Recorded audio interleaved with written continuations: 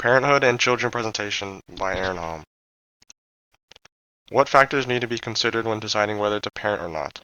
The main step in deciding if you want to become a parent is deciding whether or not you believe you are fully capable of taking care of the child. That means needing to sacrifice almost all of your time to your children. Parenting is more than just a job, it's a commitment. What factors need to be considered continued? Becoming a parent means you have to conceive a child to raise as your own. When deciding whether to become a parent or not, just put into mind these factors. The overall stress before the relationship, and this goes for going through the pregnancy. This could take about 8 to 10 months, and the stress during early stages of the parenting, which is between the age of like just being born up to about 3 years old. This means of taking care of the child, tending to their needs, protecting them, making sure they're fed, bathed, and rested. After that stage, it's just this overall stress of just raising the child. This would mean by preparing them mentally and physically for the outside world, along with like school. This also means by managing your time, because the older they get, the more attention they'll need. How have the trends in parenthood changed? In Rain's study, he wanted to explore variations in the relationships between these three things, which is child characteristics, the stress parents experience, and the amount of involvement parents have with their children. Due to the nature of the data reported, Rain was unable to find any definitive statements concerning the relationship between the factors. The present findings have implicated that the father-child relationship has slowly faded away, and researchers are consider quality as well as quantity for the father's involvement. Overall, in Rain's study, he was talking about how he believes in the last couple centuries or so that the father figure has slowly faded away, and most of these statistics come from a African American community. And he is trying to figure out a way that he can rebuild and strengthen the relationship a father has with their child. Over time, parenting has completely changed itself. 50 years ago, the typical household consisted of the husband going out and providing for the family while the wife stays at home and watches over the children. And what I was talking about when I was referring to over time parenting has completely changed, this doesn't have to do with just a specific like culture in a way. This has to do with everybody. People slowly change over time. Fast forward to now, mothers and fathers have equally balanced work and family. Fathers have started doing more housework and childcare, while mothers are going out into the workforce and earning money to provide for the family. According to Thomas Rain, he stated neither man nor woman has taken the other traditional role, but they are starting to mix with each other. And in this way, what I'm talking about is kind of going back how the typical household was 50 years ago. The man of the household has now been putting in work around the house and going out to work instead of just going out to work, and the woman still kind of does things around the house, but at the same time she has also been going out and provided for the family. What are some advantages to parenting in the 21st century? The 21st century has been an opening for hundreds of discoveries and advances. Some things that happened in the 21st century: Steve Jobs launched Apple, Facebook is invented, the U.S. Space rover Curiosity arrived on Mars and took a selfie. Electric cars have become more prevalent. Electric cars are like the Leaf, Tesla, mainly Tesla, because that is just the booming industry right now. And the biggest thing was worldwide connection through phones, tablets, and computers, and this would have to do with internet. Technology has allowed people to stay connected with each other.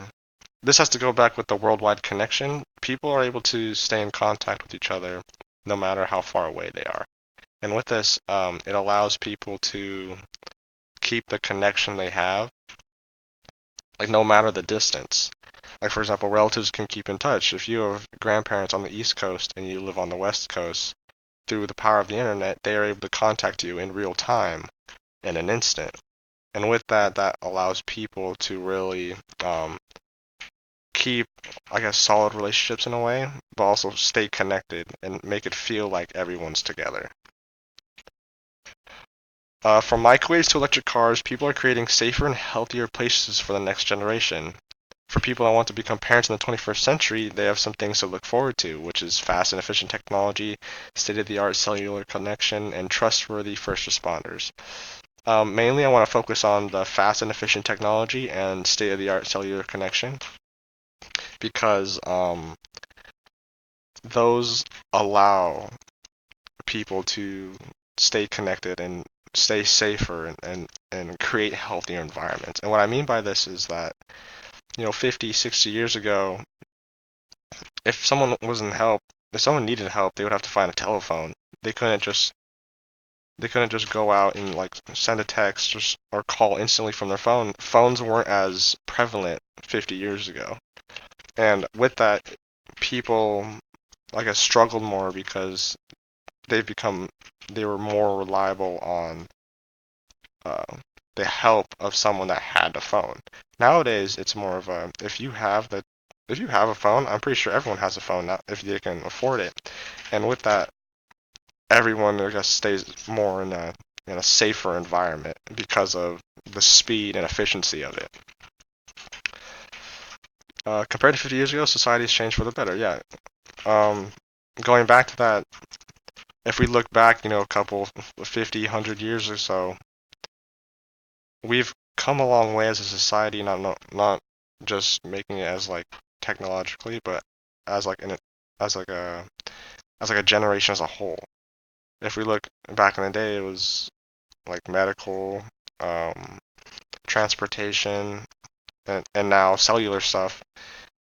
It's changed dramatically, and with that, it's helped us as a society change for the better.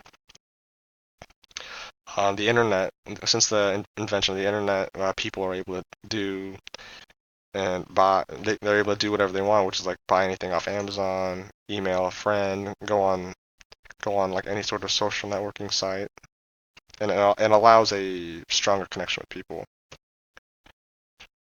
Um, Furthermore, for what the advantages to parenting in the 21st century is, parents are able to allow their kids to have access to like libraries and the internet, and with this, they can keep a connection. They're able to learn at an accelerated pace rather than rather than back in the day. Secondly, parents can keep track of their children's actions like via phone or computer, which allows parents to be more observant and allows them to stay aware of what their children are doing. And last but not least, technologies gives the parents the ability to check just everything, their school, what they do on their free time, what they're doing at a certain time, who they're with, and it just gives parents like a stronger connection to their children, and it really allows them to, I guess, trust them in a way. What are some challenges to parenting in the 21st century? One of the major challenges for parenting is trying to raise your child with an innocent mindset. With the society we live in today, everything is so prevalent. All these negative things like war, violence, drugs, and alcohol. And with that, it's become more of a dangerous uh, society that people grow up in. And as helpful the internet is, it is also one of the most dangerous places anyone can be. Uh, for example, if your child wants to be looking at like orangutans in the Amazon, they can go for it and do that. But with a simple mistake and they search something up, they have unlimited amounts of inappropriate things, either violence or like sexuality, and it just really can uh, put a toll on the children of today.